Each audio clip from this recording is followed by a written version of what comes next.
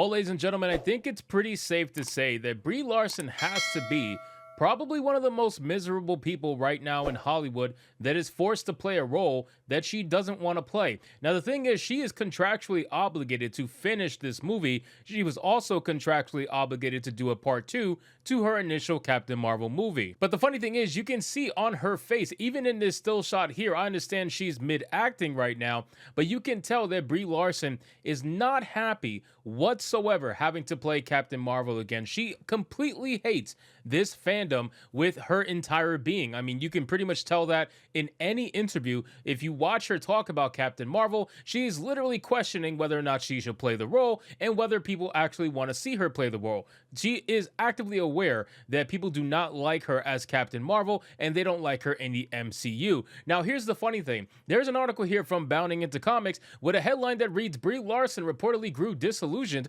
with Captain Marvel role and doesn't want to play the part anymore. Now, I read this article headline and I'm thinking to myself, well, that's pretty obvious. It shouldn't be shocking to anybody considering that Brie Larson makes it pretty abundantly clear that she doesn't want to play the role, but apparently she has come out again and spoken up against it. So let's get into this article, guys, from Bounding Into Comics. But of course, before we do, if you are new here, consider hitting that subscribe button. I would greatly appreciate it, and like the video to push us out into the YouTube algorithm. So it says a new report claims that actress Brie Larson has grown disillusioned with the role of Captain Marvel in the Marvel Cinematic Universe and that she no longer wants to play the character anymore. As reported by The Direct, author Joanna Robinson claims that Larson grew disillusioned with the role in her book MCU: The Reign of Marvel Studios. Specifically, Robinson wrote the future of those Marvel icons was unclear. The departure of franchise anchors like Robert Downey Jr., Chris Evans, and Scarlett Johansson had already taken its toll, as had the shocking loss of Chadwick Boseman, but other MCU stalwarts were heading for the exits.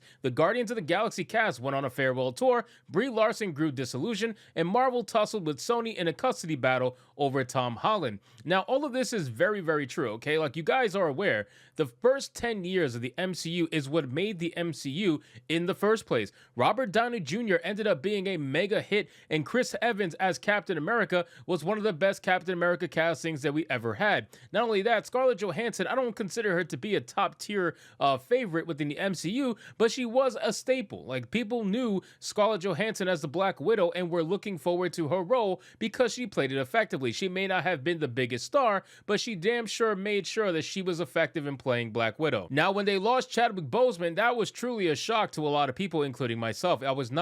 I had no idea that he was sick. I don't think anybody had any idea. If I remember correctly, the only people who knew were some of the Marvel executives and, of course, his family. And rightfully so. I mean, listen, the guy didn't want to go down any kind of pity party. He wanted to do his role, do it properly, and he acted for as long as he could. But it was a shame that we lost Chadwick Boseman because he was actually a very good Black Panther, and I'm sure he would have been fantastic in part two. And unfortunately for Marvel, they had to come up with some BS storyline to kind of work around the fact that Chadwick Boseman was no longer around. It says, during an appearance on the Watch podcast, Robinson added, I don't know if Brie Larson was the wrong person for the role necessarily, but the toxic backlash means that Brie Larson doesn't want to play Carol Danvers anymore. She added, that's sort of what she said. She was interviewed at D23 and they're like, so you know we're going to see a bunch more from Carol Danvers. She likes, I don't know, does anybody want to see me play Carol Danvers? It doesn't seem like it. And that's what I was saying earlier in the video. She has actually come out publicly in many interviews and has acted this way. She knows that people don't like her as Captain Marvel. She knows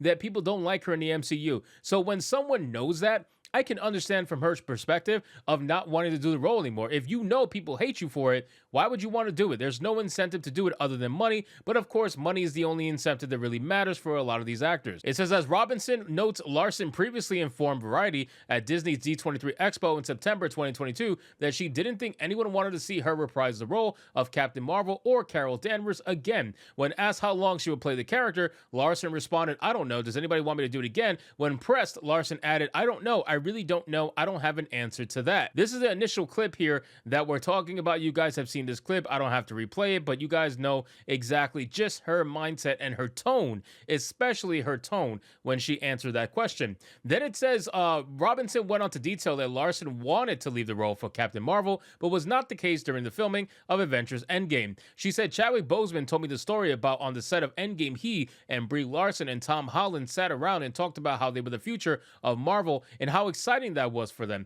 And when you look at the breakdown between Sony Marvel deal over Spider-Man, when you look at Chad Boseman passing away, and you look at Brie Larson either not being a great fit or just, being damaged by toxic fandom, then that plan that they put into play, they felt like they were creating another A-team. Robinson added, there's so many factors that came into play that sort of knocked their plan out from under them. I like how the person at Direct, whoever this is trying to blame the fans, like, oh, toxic fandom.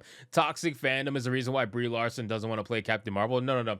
Brie Larson is a hardcore narcissist. Everybody knows that. And the fact of the matter is, Brie Larson wanted people to love her as Captain Marvel. Brie Larson thought that she could just come into the MCU, become the most powerful character because they said she should, and then just be, loved by everybody? That doesn't make any sense. Obviously, you have a character that was introduced way late into the game. You're not going to be exactly a fan favorite. And then on top of that, the movie was mid at best, and then they started to sell her as a Mary Sue. And that's where people started to get turned off. When they start selling this character who just came out of nowhere, you want to make her the greatest thing ever. It didn't really last very long. And their initial plan of making Captain Marvel be the one to kind of save everybody from Thanos, that didn't really happen because they knew that was going to ruin it for a lot of people. So they went another direction. And her wanting this kind of love from people, she didn't get it. So now she's feeling all mad and sad, and she's trying to play a smart ass over. It says this report comes out just as the Walt Disney Company and Marvel Studios are ramping up promotion for Larson's upcoming The Marvels film,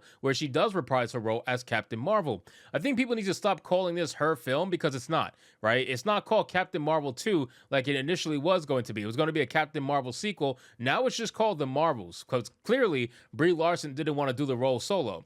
It says the film is already facing box office headwinds, with Box Office Pro projecting the film could have the worst opening weekend and box office gross of any previous Marvel Cinematic Universe entry ever. Specifically, the outlet reports the movie will bring in between 50 and 75 million in its opening domestic weekend and go on to gross between 121 million and 189 million in its entire domestic run at the box office. I gotta tell you, these numbers are honestly staggering, and if they really get this bad, it's gonna be embarrassing. It's gonna be supremely embarrassing for Disney and for Marvel, and you know what? They deserve it. They really do deserve it because they have delayed this movie time and time again. They have reshot this movie over and over and over again, and I don't know how many signs Disney or Marvel needed for them to realize this movie probably shouldn't have been made, that a lot of people really just don't care enough about it for you to want to make it. And then on top of that, people don't want to see this movie, so then you spend almost $300 million in budget on this movie. Are you insane?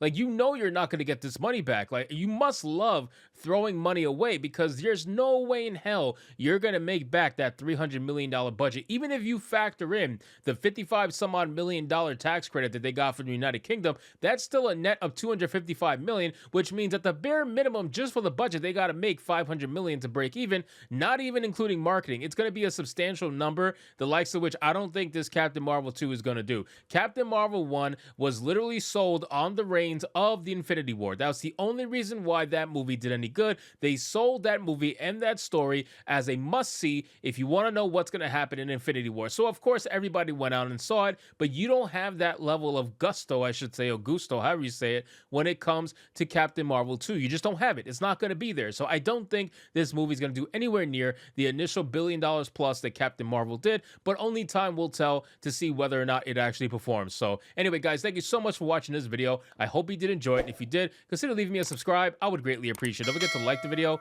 comment, let me know what you thought, and I'll see you guys on the next one. Hypnotic out.